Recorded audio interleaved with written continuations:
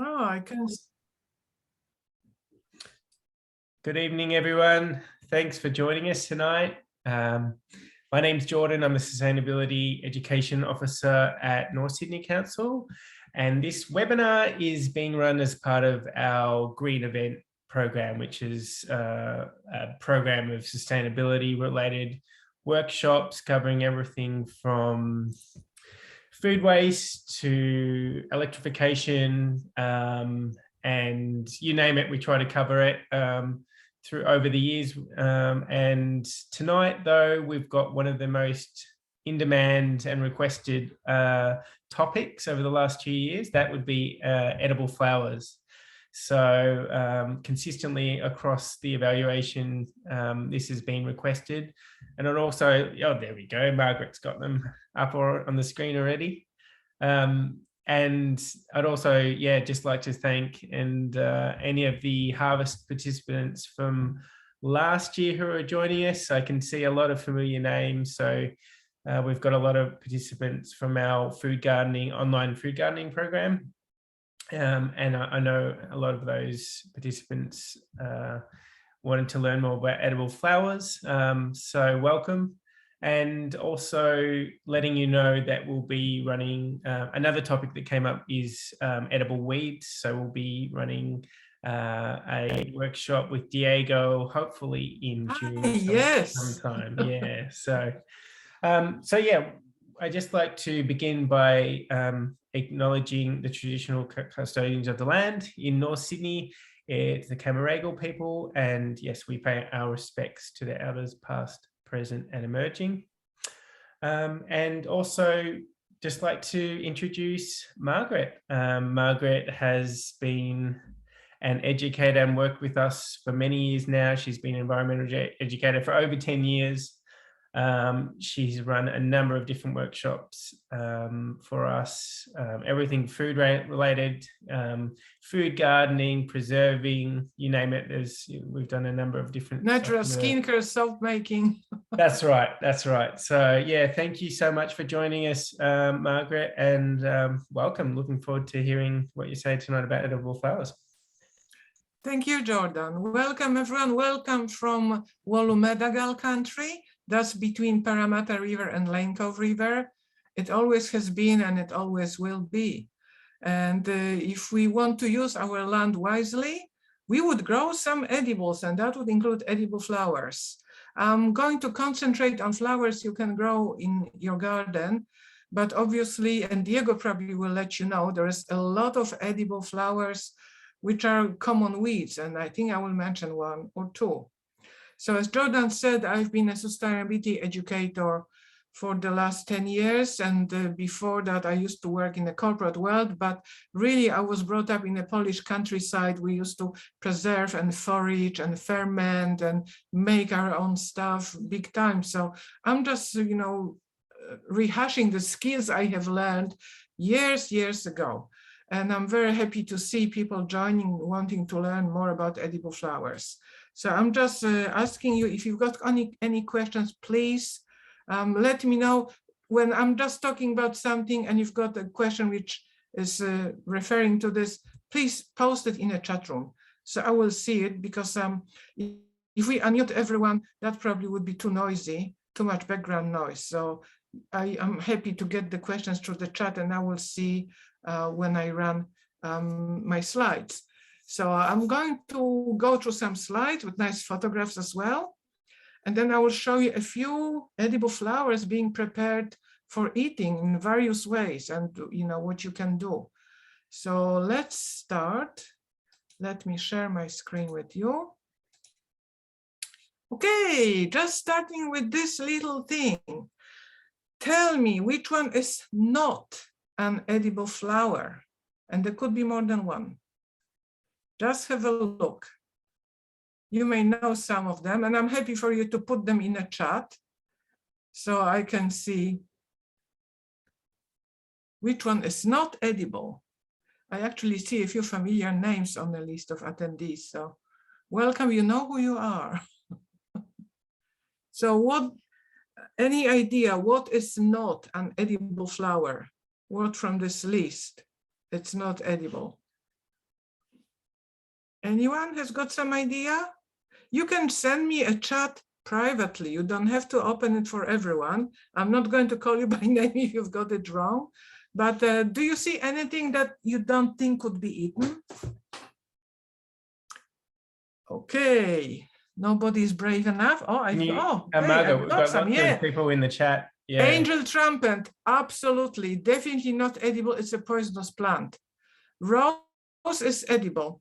What else? Yeah, angel trumpet, oleander. Yep, it's actually poisonous as well. Oleander. Yeah, most people wouldn't. Yeah. Yeah, rose is very edible. That's right. Yeah, so they are the two which you should not really eat because you can poison yourself. So angel trumpet and oleander, the rest is very much edible. So let me get a little laser pointer, which will be useful. So as a rule, if you've got edible plants, veggies, fruit trees, you know, herbs, various shrubs which produce edible fruit, the flowers are edible too. So all the annual veg which you grow in your garden, and if you don't harvest them, they flower. Perennial herbs, they can all be harvested for flowers. And, you know, it's a good thing because if you've got an edible garden, you would have access to a lot of flowers. There are also a lot of flowering plants which we keep because they are beautiful, or we may plant them because they would be attracting pollinators and other beneficial bugs. Sorry, I just need to move my camera a little bit because I cannot see the chat. So how to plant them? Most plants will flower successfully if they've got a lot of sunlight. So that's probably the limiting factor. And if you have pretty decent soil and you are pretty regular with your watering, the most important thing is really sunlight, because a lot of plants, while they would still grow in dappled shade, and there are plants which flower in dappled shade, such as violets, both, you know, the native violets and sweet violets, they are doing so much better if you have sunlight. So that's very important. Now you probably are aware, if you grow any herbs, that roughly you could divide plants regarding the water and soil requirements into sort of Mediterranean and dry climate plants. And that would be things like lavender, rosemary, chives, in general, a lot of plants with bulbs. They can be planted in not a very rich soil, but they need a lot of drainage. So such plants usually have either silvery leaves or hairy leaves, or sort of waxy like rosemary. And they also may have bulbs, so, you know, all sorts of chives and onions. And most of other edible plants which produce edible flowers, they would need better soil, but sunlight is the most important factor. Now, which ones are the most versatile flowers you can grow in your garden? So I would say rose, it's probably the top of my list. You can eat the petals raw.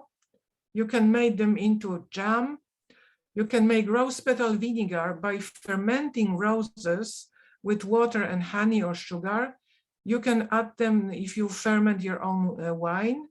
And you can also process roses into rose water, even in your own kitchen. It's not very difficult. So roses are very, oh, I can see there is a chat question. Orchids. A lot of orchids are actually poisonous, and you have to be careful with them. It's not easy to differentiate which is which. So roses are very versatile, and I will show you some examples later. I will be actually preparing some flowers for eating, so I'll show you what to do with them. Then another, which is not exactly like plant which we would grow on purpose in your gardens, although I do. I grow dandelions. I actually grow them on purpose in my garden. So the flowers can be eaten raw. They can be made into dandelion wine. And also you can make them into healing cream. So, you know, it's a lot of interesting stuff. Yeah, rose tea, very lovely, very fragrant. Yeah, I absolutely agree. So roses, dandelion, and I'll show you some examples of what I made from roses. Elderflower. This is actually a pretty large shrub, or multi-trunk tree. The one I've got in my garden, it's at this stage about 4 meters tall and about 5 meters wide. So they do grow big. And they have florets of tiny flowers, which I will show you as well. And you can get the same, the whole floret, the whole bunch of flowers, put it into pancake batter and fry, you know, make a pancake with flowers inside. You can ferment the elderflowers with honey. You can also make elderflower champagne. And you could either add additional yeast or you could just use natural yeast from the flowers. So some people also use kombucha with elderflower. So it also adds some fizz because of the yeast on the flowers. And violets and also pansies. They can be eaten raw. You can make them into syrup, which has got this beautiful purplish or lilac or pink color, depending on, you know, what sort of flowers you used. You can candy them, which makes like small lumpy purple candies, which taste of violet. And you can also frost them to make cake or ice cream decorations. And again, I will be showing you how to do the frosting because it looks absolutely beautiful. You will see, how to turn flower into frosted. It's called frosted, but it's really covered with sugar crystals. And it makes for a very, very attractive decoration. So I also have a photograph on one of the slides. So maintenance of your flowering plants, obviously fertilize them because you know, if you don't fertilize the plant, it will not flower very well. Just make sure that you don't put too much nitrogen, high fertilizer, such as animal manures, especially chicken manure. For plants to flower well and also to form fruit, you need a lot of potassium. So, you know, it's present in wood ash made from green and thin twigs. And you can also buy it as sulfate of potash. So that's something that really promotes flowering. I don't really use potash because I produce my own compost from both plant and animal materials. And it's enough for the plants to flower profusely. As you can see, this photograph is what is flowering in my garden at present. So the red one, they are both salvias. The red one is pineapple sage, and the dark blue, it's called Anthony Parker, which I've got a funny story about. On one of my open days, I led a group of people on garden tour, and I was talking about salvias, and I said, this salvia is called Anthony Parker. And one of the guys says, you are kidding, because that was his name. His name was Anthony Parker. I told him to Google it because he couldn't believe it.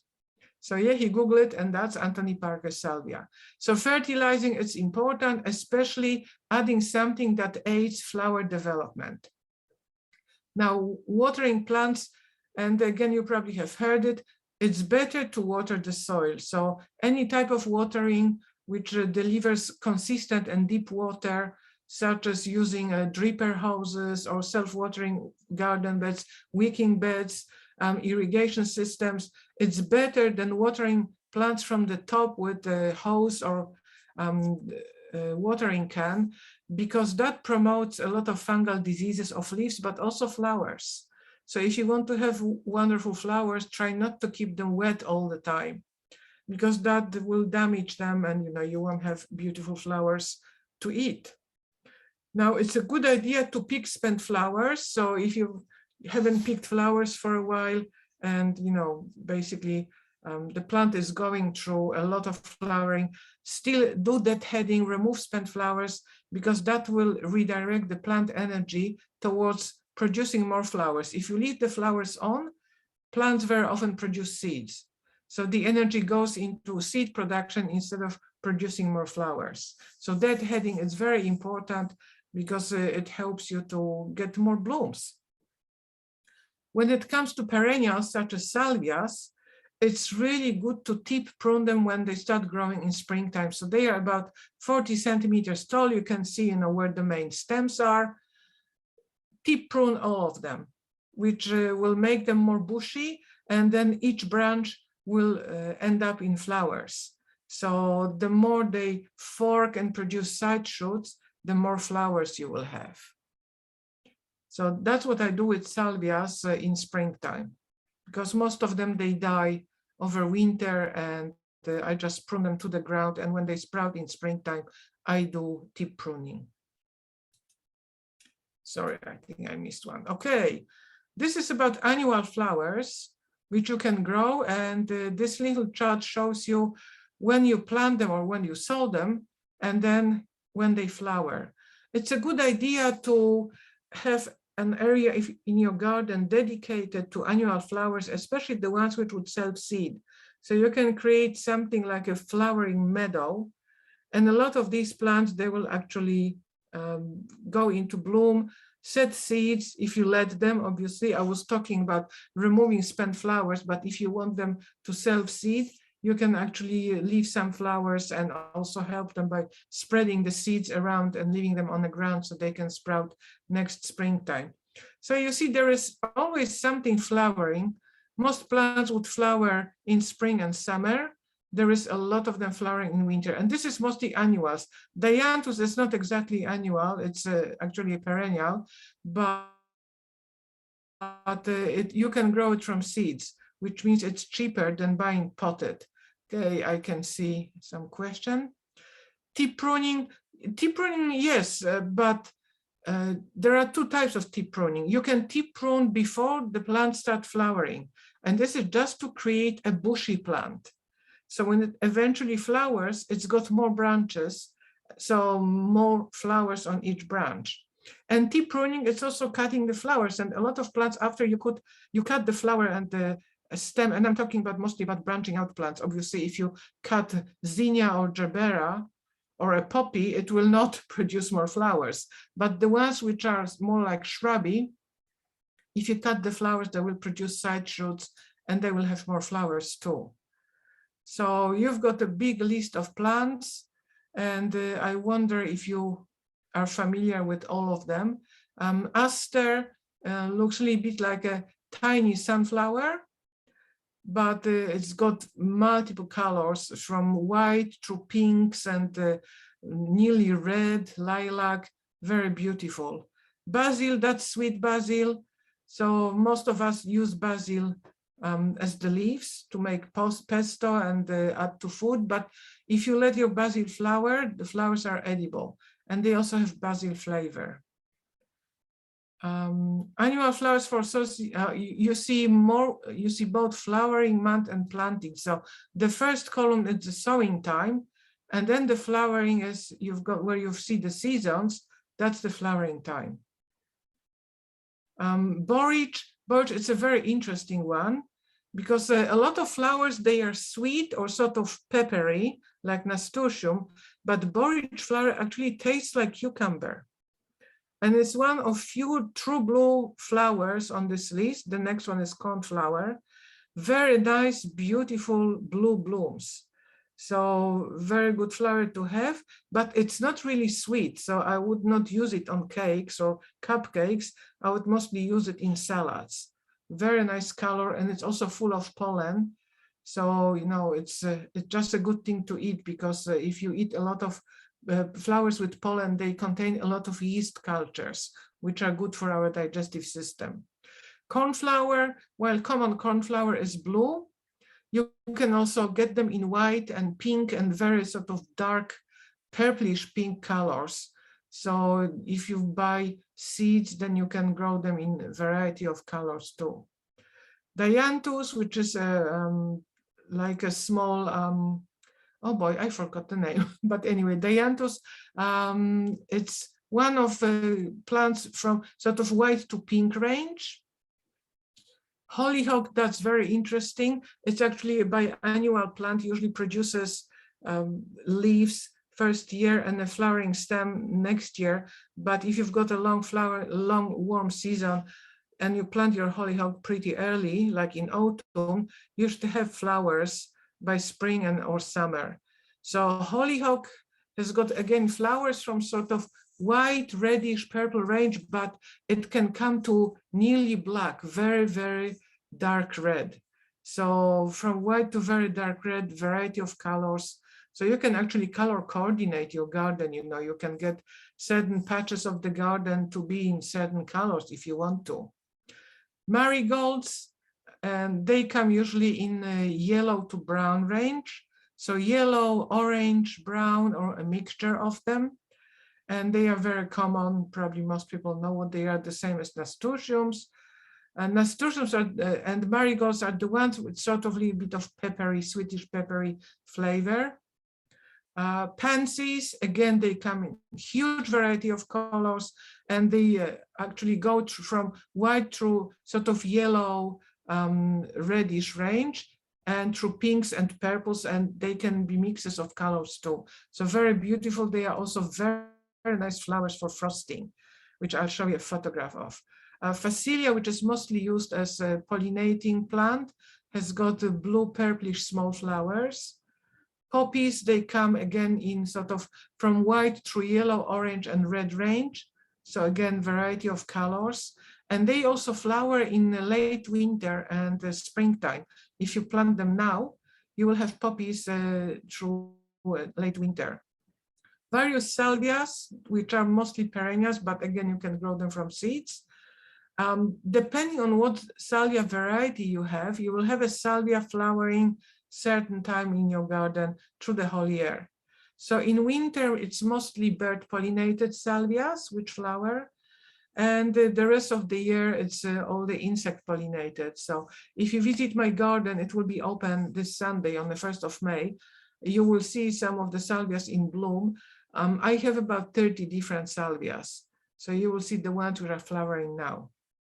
Snapdragon, that's another annual, which has got wide range of colors, from white to yellow to pink and red. Sunflowers, edible petals, and again, they come in different colors, or they may have multicolored petals.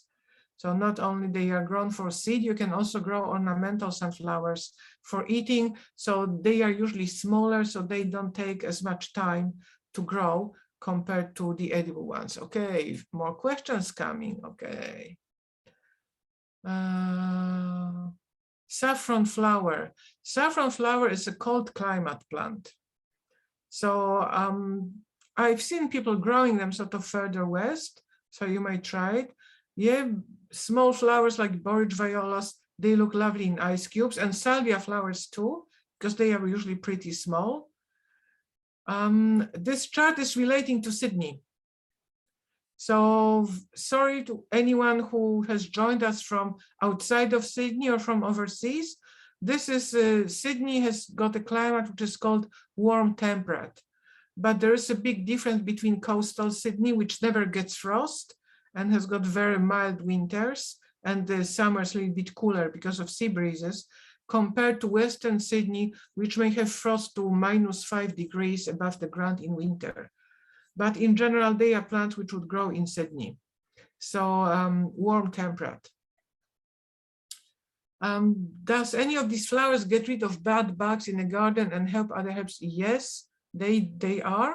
Actually, most of them, and I will show you later, but if you look at this little picture where you can see me, there is this mix which is called Good Bug Mix, which is sold by Green Harvest. And it's a mix of annual plants which are really good for the garden because they attract pollinators. Plants such as marigold, when they are used as green manure and dug into the ground and grown around, especially tomatoes, they actually repel a certain type of soil nematodes which damage the roots. So yeah, they are good in a garden. All of them, most of them really attract pollinators. So sweet pea, beautiful, very fragrant flower, and also edible and beautiful looking. So you plant them now and you should get them in spring and summer. Very beautiful flowers. And they are sort of from white through pink to purple to nearly black range. Viola, and that's a pretty wide group, which includes native violets and sweet violets, and tricolor violets, which are sort of the wild ones, usually purplish or including some sort of purplish, white purplish. So I'll show you some examples. And they usually flower twice a year, mostly in spring and autumn, but sometimes through summer. So depending on the type of viola, you know, they grow different times. And zinnia, very multicolored plant. There's a lot of varieties and they seem to come back in fashion. And it's great because they are lovely, lovely plants. You can even get them in sort of lime green color. So big variety of colors, very nice plant to grow. Okay. So that was the annual ones, and now they are sorted by colors. And the ones which have got asterisk, that's a perennial plant. So the others are annual. So if you want to go by color, you have a wide choice of plants, and some of them, they cover a range of colors, which I was talking about before. So you can pick some vegetable flowers like broccoli, for example, or cabbage. They've got yellow flowers. Rocket has got white flowers. I think it's somewhere here. So obviously the yellow range, pretty big, from really large flowers such as the sunflower or nasturtium, which is pretty large, to tiny flowers of dill and fennel, and small flowers of broccoli and cabbage. So big variety. Tomatillo, which is related to tomato, has got very interesting flowers as well. And zucchinis, pumpkins, you know, they've got large yellow flowers which can be stuffed with cheeses or with veggies and grilled. So, you know, big variety of yellows. Orange, chrysanthemums. With chrysanthemums, be careful. Some people are actually allergic to edible chrysanthemums, so eating flowers or eating leaves, because some chrysanthemums you can actually eat the leaves. You actually get sort of burning sensation in your mouth, and some people get mouth ulcers. So with chrysanthemum, be careful. It's better to try a little bit before you decide to grow it purely for cooking and, you know, for decoration. Marigolds, nasturtium, tarragon, orange flowers. Red, very common in the plant world, and you can get some really big ones like hibiscus or rose, and smaller ones like salvia or snapdragon. Purple, again, plenty of plants in this group. Blue, true blue, it's not that easy to find, but you can. Probably the bluest of them is blue butterfly pea, which is a perennial plant. It's a subtropical vine, and it produces pure blue flowers which do not lose the color even after you dehydrate them. So you can actually make blue powder. So I will talk about it a little bit later. Borage is another true blue. There is also, which I forgot to add here, there is also a very true blue salvia, which is called Salvia Azura. It has got a color of blue sky. So very beautiful blue. Cornflower, which I mentioned, pansies, they can come in blue too. A lot of white flowers, and some of them are edible from edible plants such as garlic chives, for example, or rocket, or peas. Broad beans, they all produce white flowers. Broad beans produce white flowers with black spot. So it's very ornamental too. Sweet alleys, that's a flower which, tiny flowers, but they smell like honey. Very nice and great in decorations to, you know, sprinkle them on something. And then there is a lot of pinks. A lot of them mentioned here when you talk about red or blue or white. Pink is sort of in between white and purple, white and red. And so, you know, you can find them in a lot of plant families. Onion chives has got pinkish flowers. Garlic chives has got white flowers. And I also have got a plant here, which just looking where I put it. Okay, I'll show it to you later. I know where it is. So also white flower, and it's from the same family. So more chat. Let me see. Okay. Oh, someone is enjoying. Yes, is it Shanaz? You want to learn how to grow zucchini flowers. Zucchini flowers, very easy to grow. You need to grow zucchinis. But zucchinis, like all plants from this group, they like cucumbers and pumpkins and melons, they've got both male and female flowers. So if you want to have both flowers and fruit, what you could do, once you get female flowers appearing, and they are usually a little bit bigger, you can pick one male flower and stick it into female flowers and pollinate it. And then you pick male flowers, you just leave one or two to do manual pollination. So you don't miss out on fruit, which will develop from female flowers, but you could eat the male flowers. Eating ginger flower, I don't know. I think they are edible, but not all of them. There are some ornamental gingers where you cannot eat the flower. Yes, you can eat camellia flowers. Camellia is from the same family as apple. So if you look at camellia fruit, it's very similar to apple fruit. I don't think they are really edible. I think they are pretty dry. Good question. How do you know which flower is male or female? Unfortunately, we are out of the season. I would show you. Usually, male flower of zucchini, pumpkin, cucumber, cucamelon, melons has got pretty narrow stalk, and it looks like normal flowers. So there is a stem, sort of base, and the flower grows from it. With female flowers, at the base of the flower, you've got something that looks like miniature fruit. So in pumpkin, that would be sort of like round green base. In cucumber, that would be elongated, sort of swollen, finger-shaped base. In melons, could be oval or round. So flowers which have sort of swollen stem just under the flower, they would be the female ones. Just think about it like being a woman. Lots of round shapes. So, that's female flowers. Okay, someone who tried ginger flowers, thank you for the tip. Yeah, ginger flavor must be chopped. Yep, the same with some other flowers like magnolia. Magnolia, very chewy, but you can, when you cut it into smaller pieces and you pickle it, it's very nice to eat. So, rainbow of flowers. Now, I was talking about how to grow edible plants, edible flowers, and now it's how to harvest. Pomegranate, a plant which does not flower or does not fruit, Shanaz. Because I was actually sold a pomegranate plant as a fruit plant, and actually that was an ornamental pomegranate. Yes, you can eat the flowers. And some of them are very beautiful double flowers. You may have your pomegranate maybe in the wrong spot, not enough sun, I don't know. Or maybe it's too young. Some of them, it takes a few years to grow. All right, so you see some examples. So this is borage. And you can see on each flower, you see a lot of yellow in the middle, because that's a flower which is very rich in pollen. It's a very good plant to have in your garden if you want to attract pollinators, especially bees. It has very high protein content in the pollen and a lot of sugar in nectar. So very good plant, and it's edible and it tastes like cucumbers. Actually, the Polish name for borage, it's something like cucumber plant or cucumber tasting flower. It's hard to translate this one. This is chives flower, obviously edible. So it's just, common chives.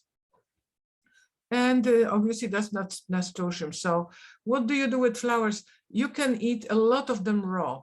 You can put them raw in salads, in drinks. You can add them to ice cubes. You can use them as cake decoration when they are fresh.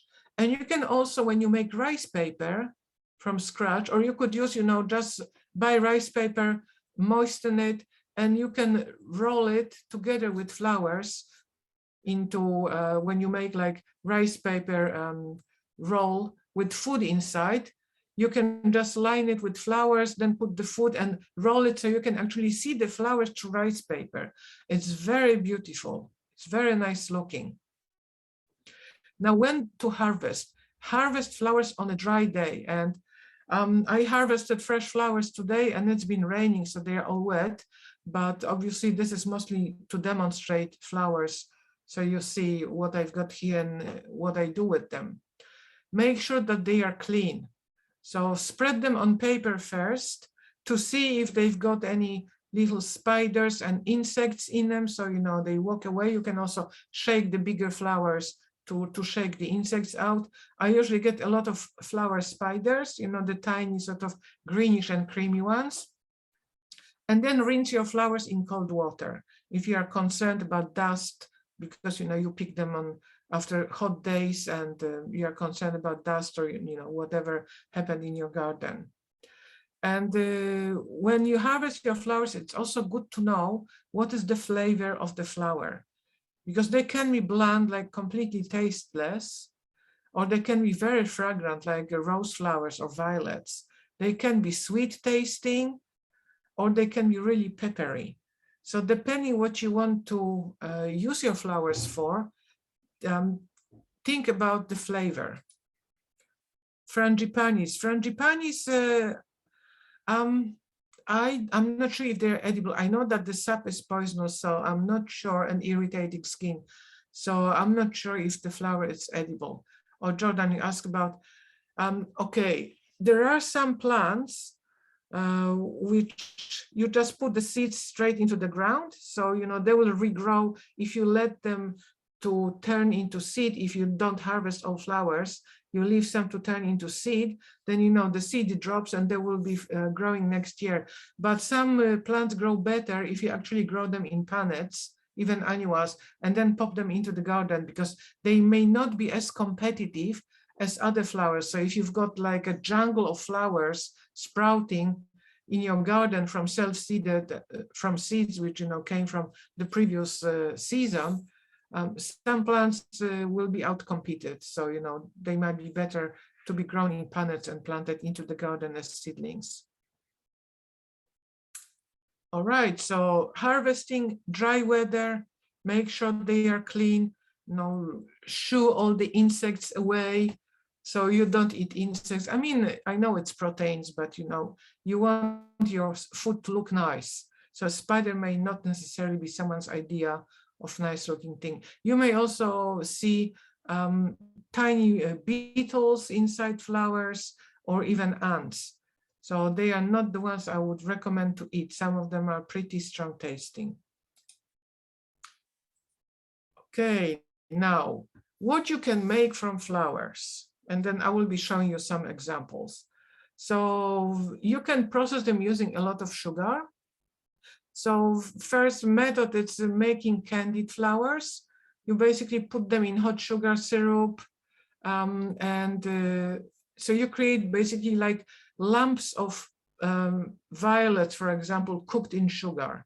So that will produce hard violet scented candy. You could do the same with pansies, with salvias. It's just very colorful candies. You can make syrup, and you can see example of violet syrup made from common sweet violets, the purple one, but the syrup is actually pinkish. It does not last very long, probably several weeks in the fridge, but it's absolutely great to pour over ice cream, even to add to certain alcoholic drinks. It's wonderful with desserts. You can add it to, for example, to sweet salads. If you mix, flowers and some sweetish tasting leaves, you can use this syrup as part of the dressing. So beautiful. And you can make syrup from elderflowers, from rose flowers, from hibiscus. So they will all impart their own colors and flavors. And then, of course, you can use this syrup to dilute it with water to drink. So very much like cordial. And then sugared or frosted flowers, you paint them with something that's sticky and edible. So it could be gum arabic or egg white, and I'm going to use egg white to show you. And then you put them in sugar crystals. It mostly works for flowers which are pretty flat and compact, and you want to keep whole flowers, so they need to be pretty small. So you could use them as cake decorations, or you could use them as ice cream decorations. Very nice. You wouldn't put them in anything liquid, because that will dilute the sugar. They usually last several days in the fridge. I actually had them for about 3 weeks. If you cover them really well with the gum and sugar as a preservative, and you can see it, especially this one, you can see the light reflected from sugar crystals. So it does look like it's covered with frost. That's why this method is called sugaring or frosting. Floral drinks. You can actually ferment flowers into various things, and I will be showing you cold, but you can use them as a second ferment. Any of you who make kombucha or jam or water kefir, you know that you ferment just the major culture, which is pretty sort of acidic, sweet tasting, but you can decant the liquid and add to it a little bit of sugar or honey, and then you can add flowers to it. So in this bottle, you see a lot of bubbles. This one is actually rose petal kombucha. So very nice flavor. And I think this one is lemon. So you can use whole flowers, especially very fragrant ones, to flavor second ferment. It's also a nice combination, say, with apples, for example. You can ferment flowers with honey. So you just basically immerse them or cover them with honey, and it ferments. It's a great additive to tea. And in some cases, it's medicinal, like elderflower. So I will be showing you examples once I go through all the slides. And then, so that's examples of two ferments which are made purely from flowers. So this is rose petal vinegar, and you can see the rose pictured. It's one of David Austin roses. I'm not a rose person, but this one I had to have. It's the best culinary rose I can think about. You can also grow rose of damask, but this one, it's called Munstead wood, and it's very prolific. So I had it, I think, for about 12 years. And I trim it, so it's one of the shrubby roses, not the upright ones. And with the first flowering in springtime, it produces between 220 to 250 flowers. And it flowers 3 times a year. So I end up with kilograms and kilograms of rose flowers, and I use them in a lot of recipes. So this one, it's you basically ferment rose petals in water with sugar or with honey for several months, and then you decant it. You end up with this red rose petal vinegar, which, yes, it's vinegary when you taste it, but it leaves rose aftertaste. So I actually use it as cosmetic vinegar, but I also use it diluted with water as a drink. And I also like to pour it over ice cream. I like ice cream. You can tell I like ice cream. I mentioned ice cream so many times. You could also make alcoholic drink. And probably the most common flowers which are used for this purpose would be dandelions and elderflowers. They both have a lot of pollen, and natural yeast in the flowers makes them very good for fermentation. You just add water and sugar, and the yeast ferments and creates alcohol. Or you could add specific alcoholic yeast. So you can see I set up a demijohn of champagne. I actually use champagne culture, and the culture is called EC10. You can get it from any brewing supply store. So this one is actually pink champagne, which is made from elderflowers and from rose petals. Let me see what questions are coming up. Variety of rose. Okay, I'm just going to put it in here. So David Austin is actually a group of roses. So this rose is called Munstead wood. I just put it into the chat. It smells like rose oil. It's got this proper, deep, warm, rich smell of a rose, like true rose smell. A lot of roses are also grown for the shape and color of the flower, and they may not be smelling much like, proper rose should smell, but this one definitely does. So it's a very beautiful one. And you can see it's beautiful shape as well. The flower is pretty flat, and the petals are very tightly packed in the middle. So very nice looking too. But obviously I don't let it flower for too long, because I usually cut the flowers when they open. And then I use them in various food preparations. So that's, using flowers to create various types of drinks. Now you can also preserve them for, colors in various ways. So probably the most common would be various jams and marmalades. You can make them from different flowers or from each of flowers, but probably the most common is rose petal jam. And you can see again, it's the same rose and it produces absolutely beautiful, beautifully colored rose petal jam, which I love to add to my tea. Or I can just spread it very thinly on a piece of cake, or put it inside of proper Polish donuts. Polish donuts don't actually have the shape of a donut as you know it with the hole in the middle. Polish donuts are actually like balls of dough, very light and fluffy, and inside in the proper Polish donut should have rose petal marmalade. The second best is having a plum povidle, but you can rarely get them with rose petal marmalade because it's not very common thing. Okay, Camellia Flower Jam. Yes, you can make it, but I'm not sure if it's fragrant enough. Camellias, depending on the variety, some have fragrant flowers and some not so much. So yes, you can make a jam, but I'm not sure if it will be fragrant enough. You may want to add something to it for the fragrance. Also, to keep the colors, especially with reds and purples, it's a good idea to add something acidic.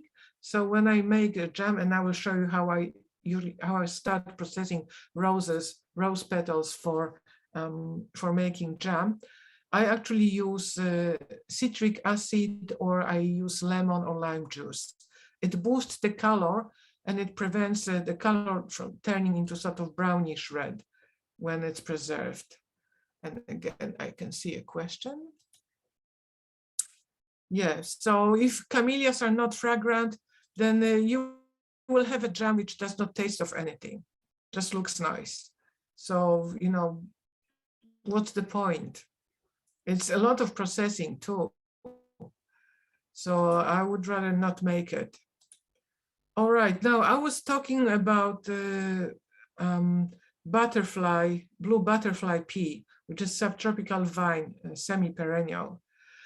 You can dry flowers. A lot of flowers are dried to make herbal teas, things like chamomile, calendula, and you can also buy blue tea. If you've seen it, that would be mostly blue butterfly pea. It's a subtropical plant which is very commonly used in Southeast Asia. And unlike a lot of plants, when you dry them, this one will keep the blue color. Usually blue-colored plants, blue-colored flowers, when you dehydrate them, when you dry them, they become very pale. They lose the color very easily. Not so the blue butterfly pea. And you can see the powder. This is how it looks like. So this is the true color of both flower and the powder. So you could use dried flowers such as roses, anything else, bleach them into a powder. In the case of a rose, that will be like burgundy red powder. And you can use them as natural food coloring. For example, add them to rice. So you will end up with blue rice, for example. Or you can, I also saw some cakes or cookies being powdered with, colorful powders to create patterns or just to look nice. So especially if you have a lot of flowers, like I've got lots of flowers from my rose, as I said, that must be kilograms of roses. I go through about 500 rose flowers each year. Okay, not each year. This year there were less flowers because it was too wet. So this rose didn't like to flower in such wet weather. But normally I would get about 500 flowers. Each flower, it's about 80, not 80, I don't remember how many grams. I think it was about 60, 80 grams. So you can imagine 500 flowers, how many kilograms would that be? Okay, where you can get the blue butterfly pea vines. You can buy seeds. The seeds are notoriously difficult to sprout. You need to scratch them and you need to boil them. Covered with boiling water. You basically need to damage the outer shell before they sprout. I believe you could also buy them as established seedlings, but you need to check which company would sell them. I've got a few from people who grew them from seeds. So through crop swap community, which is people swapping backyard produce, but also edible plants. So you can see this one, it's very unusual.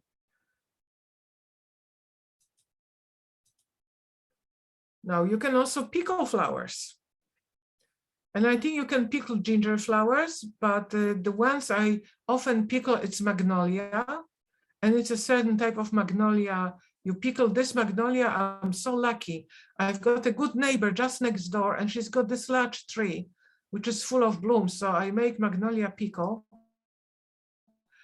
And this photograph does not look very nice because it sort of looks red, but it's really like fuchsia pink. It's like very dark pink, very, very beautiful preserve.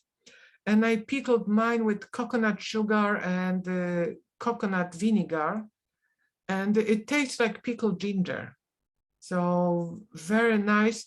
You can see the flowers are large and meaty, and they are just wonderful. You need to cut them because otherwise they are a little bit too chewy. So you can see it's actually small bits in a pickle. Okay, another question. I don't sell seedlings. My garden, it's mostly display garden, and I grow, I run workshops here. So it's like a working garden, a little bit like my private farm, but I'm really in the business of selling skills. So you know probably the saying about the fish and fishing rod. Give a man a fish, you will feed him for a day. Give him a fishing rod, you will feed him through his lifetime. So I actually don't sell, but I teach people. Oh, useful seeds. Oh, yeah. Thank you, Jordan. Yep. So we may check if they actually have the blue ones. The problem with rare seeds is they are usually rare because they also don't grow very well in Sydney. But, you know, if you want to find the blue butterfly pea, I don't remember, was it Eden seeds? Because someone who grew them from seeds, and I've got 2 seedlings this year, so I'm going to plant them. They told me where they've got the seeds from. So they are definitely sold in Australia. I just don't remember the name of the company which sells them. So, you know, you can do all sorts of things with flowers. So you can pickle them, dry them. Now you could also make them into savory. So the previous ones, they were sort of on the sweet side, or, you know, sweet pickle or sweetish vinegars. But the large plants you can stuff with food like zucchini and pumpkin flowers. You can put cheese inside, or even mince or veggies, and you can grill them or pan fry them. And they are great. And probably each of us has seen or eaten zucchini and pumpkin flowers. And then, of course, we all ate artichoke, globe artichoke, broccoli, and cauliflower. They are all flower heads. So they are all flowers we eat. Just we don't eat single flowers. We eat the whole meaty flower heads, and they are great. Okay, someone is asking a question. Let me see. Oh, love of dirt. Perfect. Thank you, Annalise. Thank you so much. So now you've got it. Love of dirt. And what a great name of a business too. You can also infuse plants and flowers and petals in oils. And very often it's for external use, but you could also do this to create flavored oils, which you could then use as dressing in salads. So the picture is of calendula petals in oil, and you could use the oil as a cosmetic oil, and you could also use it in cream making. But you could use other plants, infuse the petals in oil. Usually the best idea is to dry the petals before you put them in oil, because if you put them fresh, that usually causes problems because the water in the petals, it's a good environment for mold to grow. So if any of you tried to make nice oil for salads by putting fresh rosemary and fresh basil into oil, I bet in most cases you will get mold on them. And then you can also make tinctures So you can immerse flowers or petals in a solvent. So that could be glycerin or alcohol, and that's mostly for internal use. All right, so we are at the end of the slides. You can go to my website, and I've got 2 blog articles. One is on preserving edible flowers. So there is a recipe of how to make frosted flowers. Another one is for violet syrup. And then the third one is for Magnolia Flower Pickle. So if you go to my website, you will see it. I will send the links to Jordan, because Jordan will have your email addresses and he can actually send it. But if you want to go to my website, that's the address at the bottom of the page. So you can just go there and search for flowers. And another recipes are for fermenting your own vinegars, and that includes rose petal vinegar.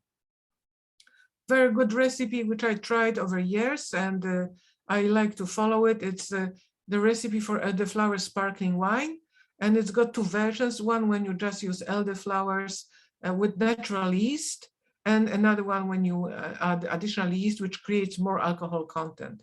So you can see the setup. That's a demijohn. I'm putting elderflowers inside, and I also add lemon juice to it and lemon rind. And this little bit at the bottom, that's actually the yeast culture, which comes in a sachet. So you can buy it and use it to make stronger alcoholic thing, and it is alcoholic. One time I had a friend when we sat on a sofa, that was pre-COVID times, and we sat on a sofa and we drank small beer-size beer-size bottles of this champagne, and I think we drank 2 small bottles each, and we couldn't get up from the sofa. So it is alcoholic if you add proper alcoholic yeast culture. Let me see what questions we've got here. Okay, yeah, the links.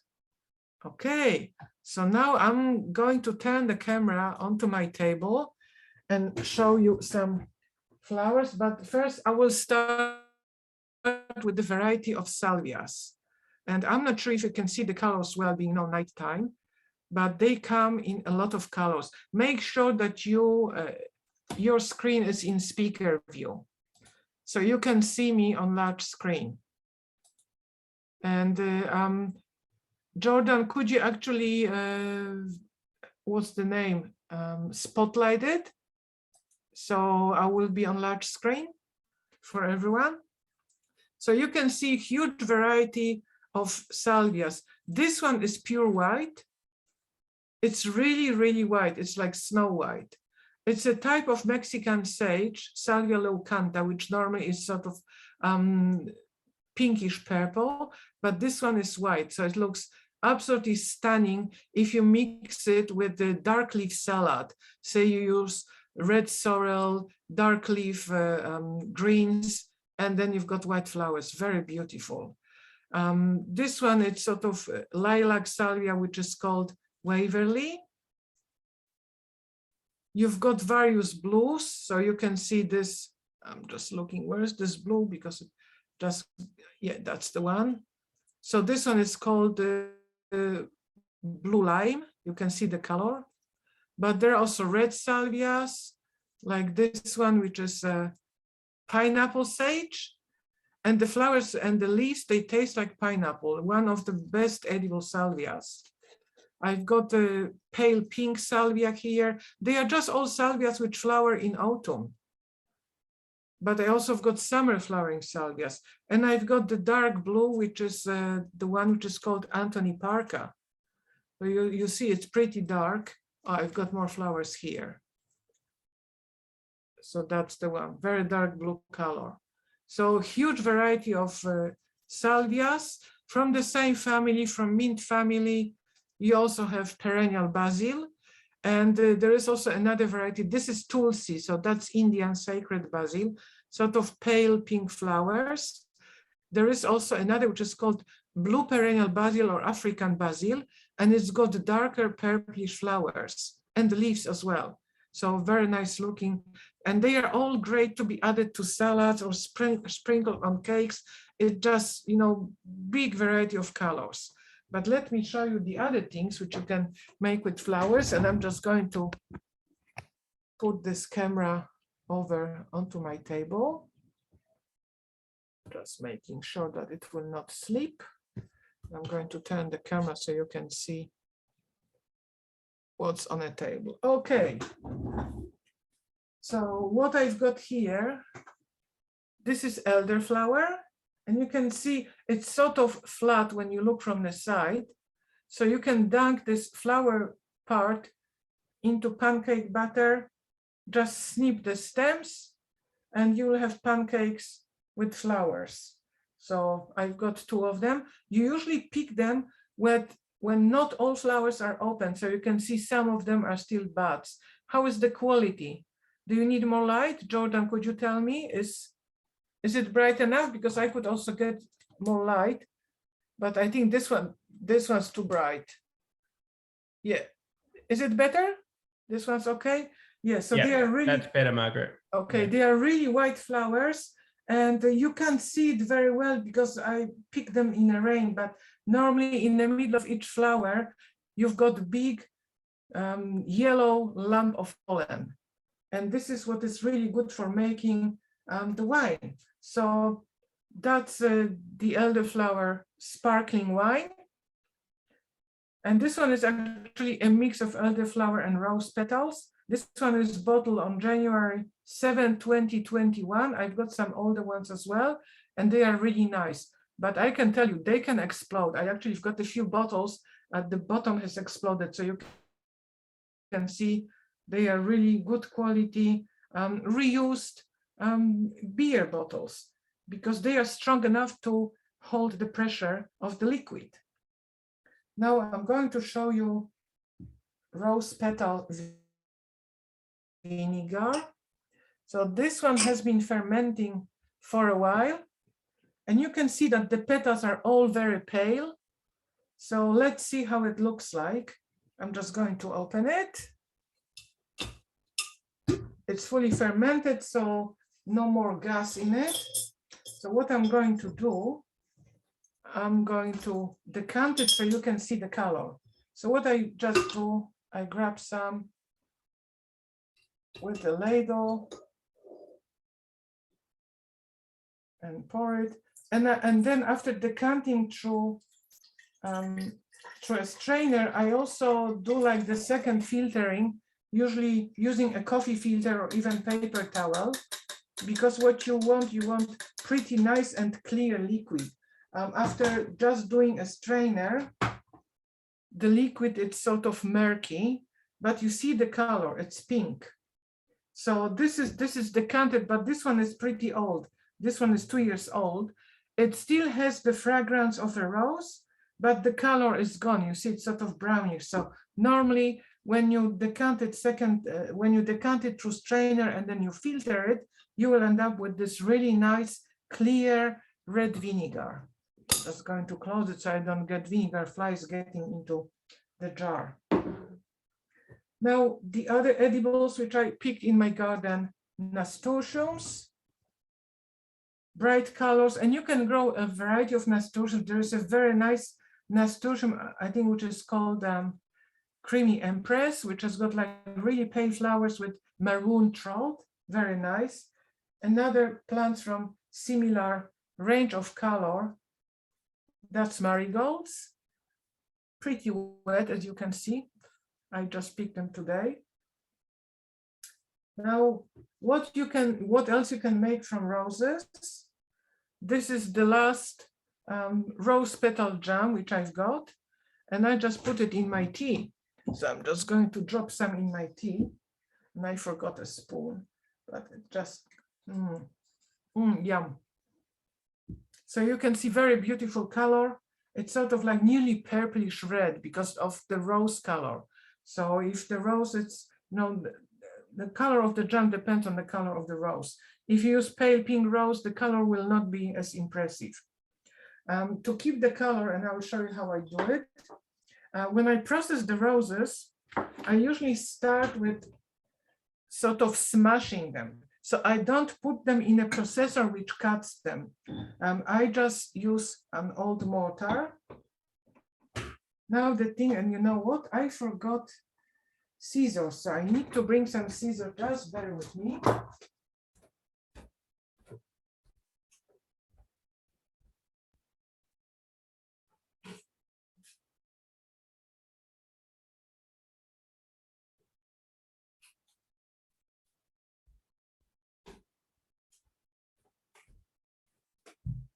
Okay, I'm back.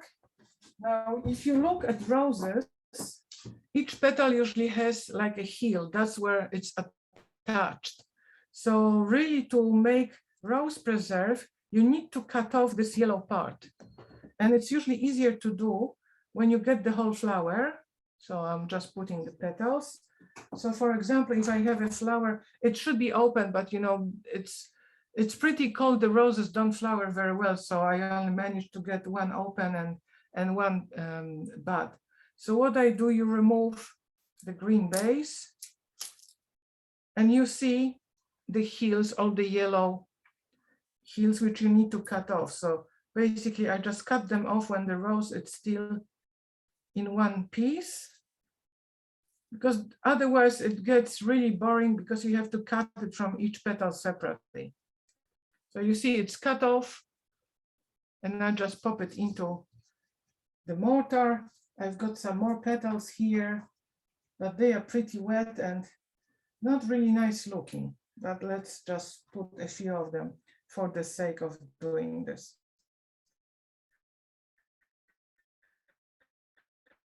I remember this.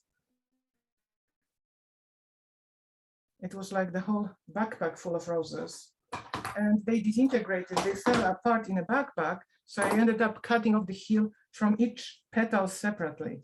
I can tell you that was a job. So I've got the petals in a mortar now. And what I do, I usually add a little bit of citric acid, which you can buy from various places when you've got preserving. So I just add a pinch. You could also add some citrus juice, so preferably lemon. I'm just adding a little bit of lime. So just dripping. That will help to maintain the color and to make it brighter. And then what you do, you just rub it. Oops, I lost the light, but that's okay. I think you can still see it. So you rub it till you achieve this sort of consistency, like what you can see in a jam. So the more you rub, the smaller it is. So you can see how it looks like. I may put the light on, probably would be easier to see. I just bump into the light. Okay. So you see the color, and it takes a while to do it that way. So if you're impatient or you don't have a mortar, you can actually use food processor.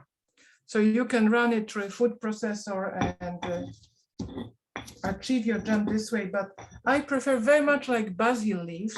Basil leaves usually should be torn, not cut. So very much the same with roses, to release the fragrance and also to look nice when you put, say, some of the rose petal jam in your tea, you'll actually have floating rose petals. So that's, first step in preparing the jam, and you end up with all the petals turned into sort of mush, and then you mix them with sugar or honey, and you process them the way you process jam. Now, I was talking about edible flowers of garlic and chives. Who knows what this flower is? I just broke it from this long stem, so that's the way. Anyone recognizes this awful weed?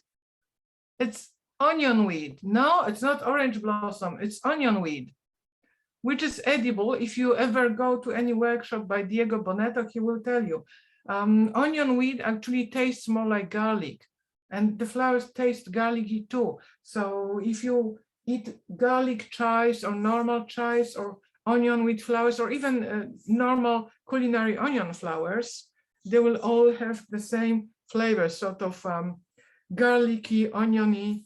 So obviously not a very good flower to make a jam from. So that's what I said, you need to try different flavors to put the right petals in the right dish. Now, flowers to use for frosting, I usually use pansies and violets. I don't have any pansies flowering at this stage. So you can see they are small flowers. They are the sweet violets, Viola odorata. And then I think they are just Viola odorata, but I also have got Parma violets, which are bigger and much sweeter smelling, but they are not flowering. Normally violets flower in springtime. So that's when I make preserves from them. In autumn, it's just a little bit of them flowering. And that's Australian native violets, Viola hederaceae, which are also edible. So if you grow them as a ground cover in your garden, you could use them too. So I'm going to start with sweet violets. I've got some egg white here, and I just lost, oh yeah. And I've got a little brush. So what I'm going to do, I'm going to mix the egg white. So it's not just, you know, stretches in one bead, it's more broken. And then what I do, I hold the flower so it does not fall apart under the pressure of the brush. And I paint each petal. And then I pop it into crystal sugar. And you may want to sort of flatten it a bit with your fingers to make sure that, you know, sugar covers each petal. Okay, how does it look like? Do you see the sparkle? Usually you shake the excess sugar. So that's how it should look like. And usually some of the sugar dissolves because it absorbs moisture from the plant. So that's frosted petals of frosted flowers. And you could, it looks really nice on sort of dark colored plants because you can see the sugar better. But you know, if you try something that's paler, like the native violet, it will look nice too. So again, you hold it so the petals are resting on your fingers, so you don't smash them too much when you paint them. So if you've got gum arabic, because you use it in recipes, you can use it instead. I don't have it, so I just used egg white. And again, you press the petals into the sugar, shake the excess, and that's what you get. Nice frosted flowers. And they would keep in the fridge for, well, usually they say several days, but I had them for, I think, about 3 weeks. What I also do, I cut off the stems. I just have the stems now because it makes it easier to handle them. But for storage, I usually put them flat on this sort of tray. So I cut off, well, I've got the scissors just here. So I put them with the sugar up on a glass plate or, you know, some sort of flat surface. And the sugar will absorb some of the moisture from the flowers and it helps to preserve them. Sugar is a preservative. That's why we use sugar to make various jams and other preserves. I was also talking about ways of preserving flowers in honey. So this is violets in honey. So you can see they completely lost color. And it's a medicinal, basically medicinal tincture, but you can just eat it for, you know, the flavor of the honey. So you can add it to various dishes, or you can add it to your tea if you like your tea with honey, or, you know, some other drink. You can add it to kombucha when you do the second ferment, so you will get the flavor of honey and violets mixed together. It's very nice. I actually preserve quite a few things in honey, garlic, for example. And this jar, this is elderflower in honey. Elderflower, it's very well known and very well used medicine in Europe. Both elderflower and elderberry are treatments for colds and infections. So what they do, they raise the body temperature a bit because when our body temperature raises, that's when we've got fever. It kills a lot of harmful bacteria. So it actually raises the body temperature. So I take it, when I'm getting a little bit cold, sore throat, I take elderflower in honey, and you can see this one has been used. It's not a full jar anymore.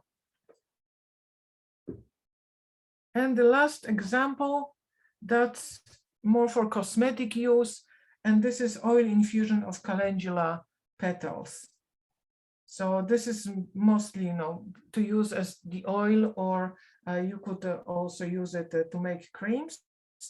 But you could also use culinary oil. I think this one is almond oil.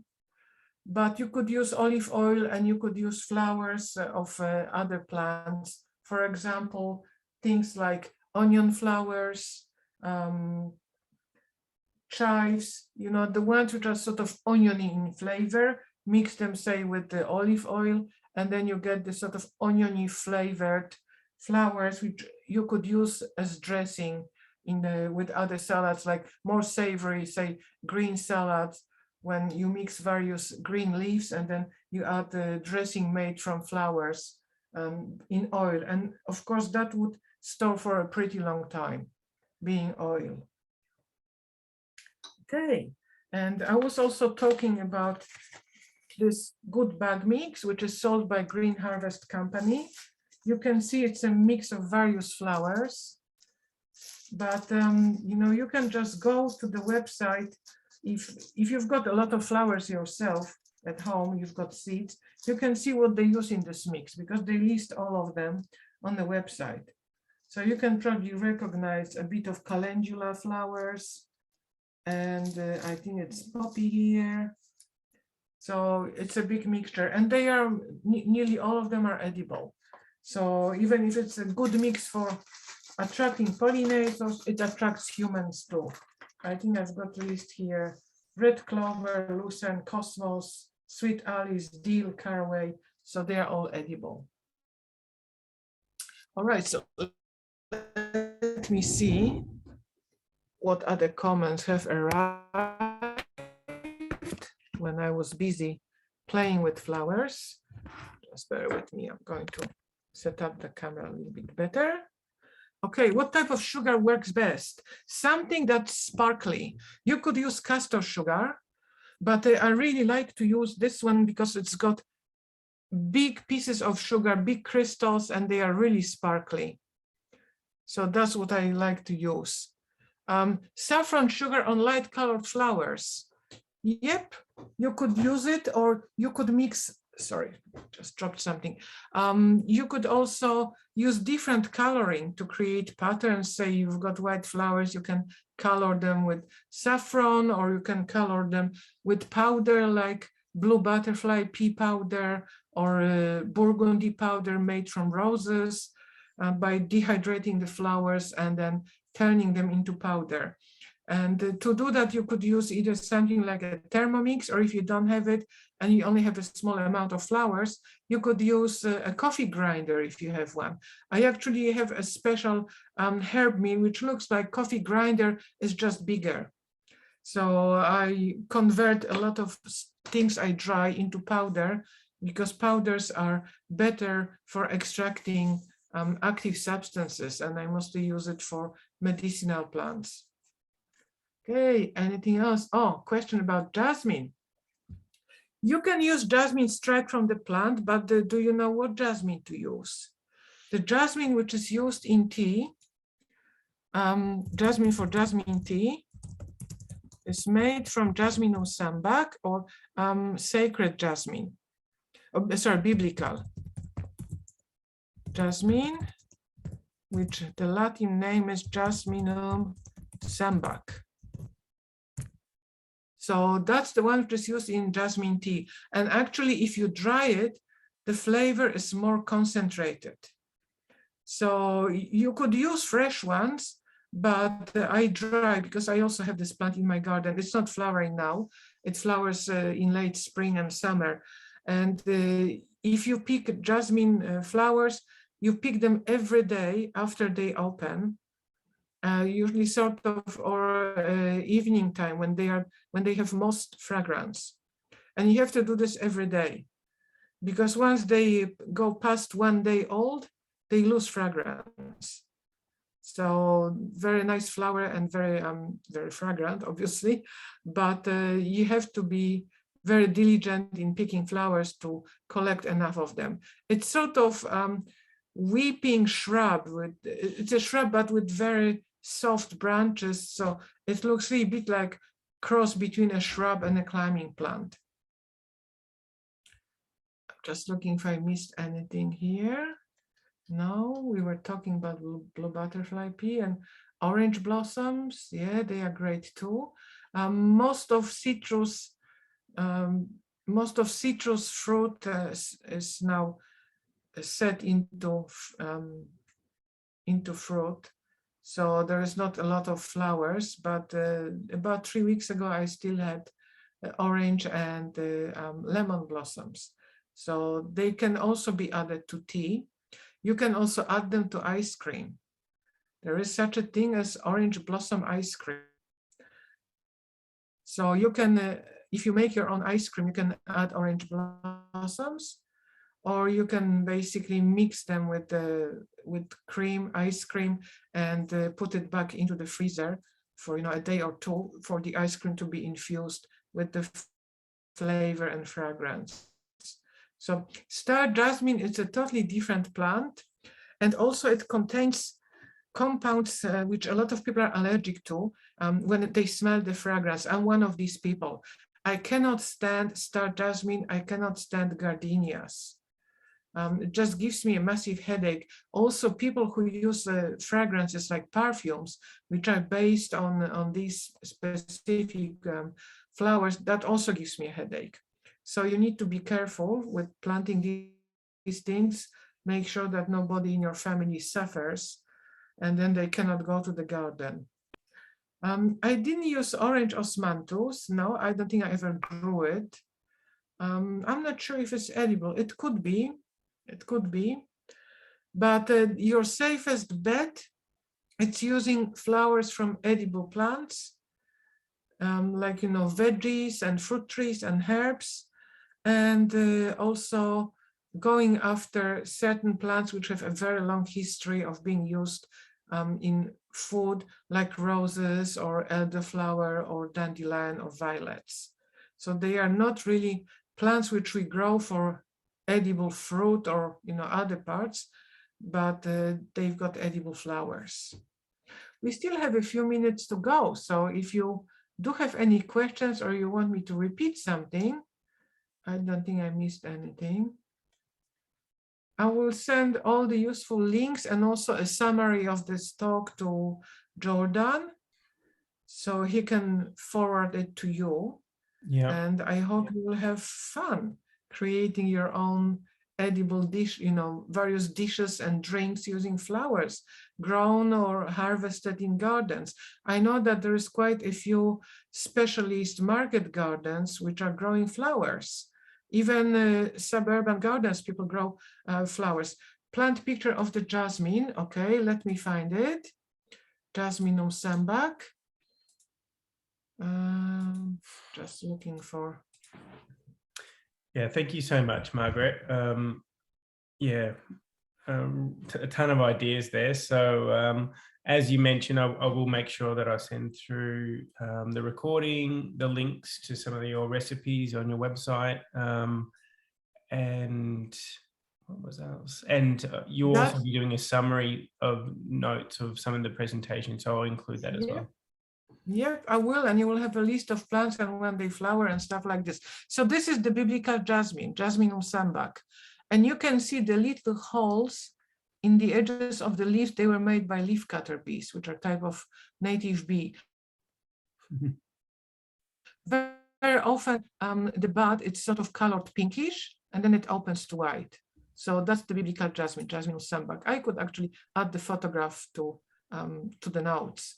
Or recommending, okay, there is a few questions. Don't close it yet, Jordan. Okay, a couple more minutes.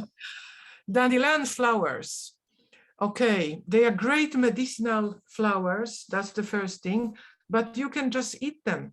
So what I usually do, I get the whole flower, I shake all the insects out, I may even rinse it, and then I remove all the petals. So I put the petals in, and you can mix them with ice cream, you can mix them with yogurt, and you can just sprinkle them on salads. They are very tiny once you split the whole flower into petal, but I do this because uncooked parts of dandelion, they can be a little bit bitter to some people. And the flower base, it still contains the sort of dandelion latex, so not everyone likes it. A dehydrator for home use, yes, I can recommend it. Choice magazine, if you're familiar with it, and it's available in each library. Choice magazine actually did some testing of dehydrator. So I've got two of the top ones. Easy Dry, I think it's 5,000, which is a round plastic one. And another, it's a Sunbeam, but I don't remember the number. I would need to go and check. But I can actually add it to the notes. They are really good for dehydrating all sorts of materials. So thank you, Jordan. I think I'm done. So Great. Thanks so much, Margaret. Yeah. If you want to contact me, you will have my contact details in the notes. You could also find me on Instagram. Excellent. That's my tag, and on Facebook. That's this tag. So if you want to ask me questions, you can also email me. So you will see my email address on my website. So, any questions you forgot to ask, I'm happy to answer. Excellent. Thanks again, Margaret, and a big thank you to everyone who joined us tonight and asking all your questions. And yeah, you can talk now. Comments. I hope you enjoyed. So seems like you did. So thanks for joining us as well. Have a good night, everyone. Thank you very much. Yes, thank you, Margaret. Thank you, Margaret. Thanks, Margaret. I should give you a nice bow, but it's hard to do this in front of a camera. Thank you very much. Again, if you need to contact me, you know where to find me: Instagram, Facebook, my website. My website lists email address as well. So, you're welcome to ask, and Jordan will send you all the information. Thank you, Jordan. Thanks, everyone. Have a good evening, night, everyone. And I hope we see you at some other workshop. And if you plan to go to Edible Weed workshop with Diego, it's well worth it. I highly recommend it. Yeah. Good night. Okay. Good night, everyone. Thank you, Jordan.